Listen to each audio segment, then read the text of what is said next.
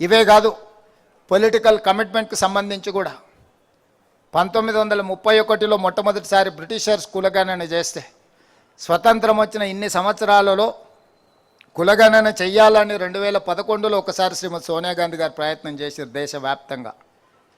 ఆ సర్వే రిపోర్ట్ను తర్వాత వచ్చిన ప్రభుత్వం తొక్కిపెట్టింది, ప్రజలకు అందుబాటులోకి తీసుకురాలేదు. కానీ బలహీన వర్గాల మనసుల్లో బలంగా నాటుకున్నది. అసలు మా లెక్కనే చెప్పనప్పుడు మా కేటాయించే నిధులు కానీ లేకపోతే మా రాజకీయ అవకాశాలు కానీ ఉద్యోగ ఉపాధి అవకాశాలు ఈ ప్రభుత్వాలు ఎట్లా లెక్కిస్తాయి అని దాని దృష్టిలో పెట్టుకొని కులగణన చేయాల్సిందే, ఇది సమాజానికి ఒక ఎక్స్రే అని రాహుల్ గాంధీ గారు చెప్పారు భారత్ జోడో యాత్ర సందర్భంగా. అందుకే ఈనాడు ఆ కమిట్మెంట్ ప్రకారం మొదటి 15 నెలల్లోనే సామాజిక ఆర్థిక రాజకీయ విద్య ఉద్యోగ ఉపాధి కులగణన సర్వేను పూర్తి చేసి ఈరోజు శాసనసభలో మనం బిల్లును ప్రవేశపెట్టినము. రాబోయే రోజుల్లో ఈ లెక్క ప్రకారం 56.36% బలహీన వర్గాల లెక్క తేలింది. వాళ్ళకి 42% రిజర్వేషన్ ఇవ్వాలి అని ఈరోజు మనం చట్టం చేసుకున్నాం మన శాసనసభలో. అదేవిధంగా 35 సంవత్సరాల నుంచి ఎస్సీ కుల వర్గీకరణ జరగాలి అని చాలామంది పిల్లలు పోరాటాలు చేశారు, ప్రాణాలు కోల్పోయింది. సుప్రీంకోర్టు వరకు ఈ కేసును కాన్స్టిట్యూషనల్ బెంచ్ జడ్జిమెంట్ ఇస్తే కూడా దేశంలో ఎవరు దీన్ని అమలు చేసే ఆలోచన చేయలే. మొట్టమొదటిసారి తెలంగాణ రాష్ట్ర ప్రభుత్వం ఎస్సీ కుల వర్గీకరణ చేసి కులాల ప్రాతిపదికన సింగిల్ కమిషన్ చైర్మన్ ఇచ్చిన రికమెండేషన్ని ఆమోదం చేసుకొని ఈరోజు బిల్లు రూపంలో సభ ముందుకు తీసుకొచ్చినాం.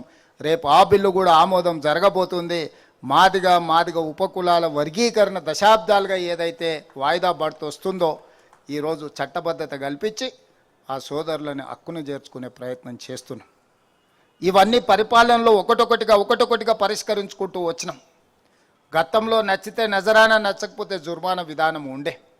కానీ ఈ ప్రభుత్వం అలాంటి విధానానికి స్వస్తి పలికి స్పష్టమైన విధానపరమైన నిర్ణయాలు, పాలసీలు, గ్రీన్ ఎనర్జీ కావచ్చు, టూరిజం పాలసీ కావచ్చు, ఇండస్ట్రియల్ పాలసీ కావచ్చు, ప్రతి విషయంలో హెల్త్ పాలసీ కావచ్చు, ఎండోమెంట్స్ పాలసీ కావచ్చు, యాదగిరిగుట్ట చట్టబద్ధత కావచ్చు, ఈ రకంగా చట్టాన్ని చేయడం ద్వారా చట్టపరంగా ఎవరెవరికైతే అవకాశం ఉందో, అర్హత ఉందో వాళ్ళందరికీ న్యాయం జరిగే విధంగా ఈరోజు సమూలమైన మార్పులు పరిపాలనలో తీసుకొచ్చి వాళ్ళందరికీ అవకాశాలు కల్పించడానికి అహర్నిశలు మంత్రివర్గ సహచరులు, శాసనసభ్యులు అందరి సహకారంతో ఈరోజు మనము పరిపాలనను ప్రక్షాళన చేస్తూ ఒక పారదర్శకమైన పరిపాలన అందిస్తున్నాం.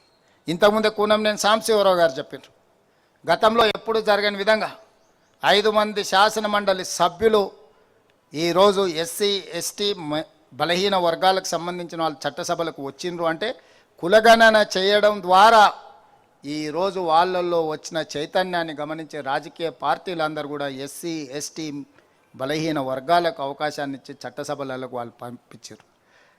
ఇది తొలి అడుగు మాత్రమే. ఇది సరిపోయిందని నేను అనడం లేదు. నిధులు కావచ్చు, ఉద్యోగాలు కావచ్చు, ఉపాధి కావచ్చు. ఇక ఉపాధికి వస్తే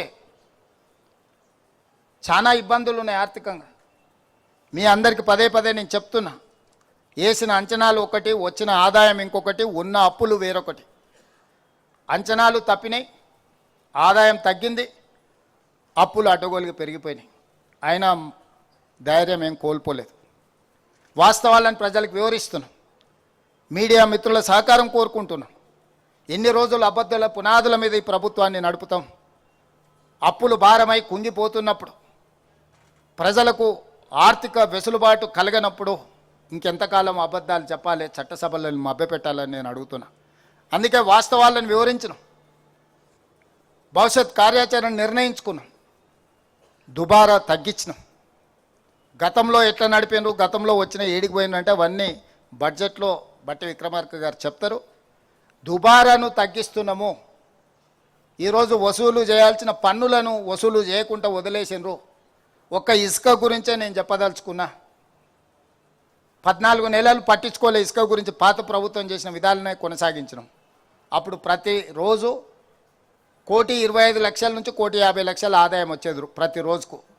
ఒకసారి కొంచెం అటు ఇటుగా 1,50,00,000 ఆదాయం వచ్చేది. ఒక నెల రోజుల నుంచి నేను గమనించి ఈ ఇసుక మాఫియాకు ఎక్కడనో ఒక దగ్గర వాత పెట్టాల్సింది అని ఆలోచన చేసి కొంచెం గట్టిగా అధికారుల మీద ఒత్తిడి తీసుకొస్తే ఈరోజు ఇసుక ఆదాయం ప్రతిరోజు 3 నుంచి 3.5 కోట్లకు పెరిగింది. 100% పైగా ఒక్క నెలలోనే ప్రతిరోజు ఆదాయం పెరిగింది. ఆనాడు 600 కోట్ల రూపాయల ఉన్న ఆదాయం ఈరోజు అంచనా వేస్తే 1200 కోట్లకు పెరిగే పరిస్థితి వచ్చింది. 30 రోజుల్లో నేను సభలో లెక్క చెప్తా. జిఎస్టీ దేశంలోనే హయ్యెస్ట్ కలెక్షన్స్ తెలంగాణ రాష్ట్రానికి వచ్చింది. 17% సక్సెస్ రేషియో ఇంప్రూవ్ అయింది.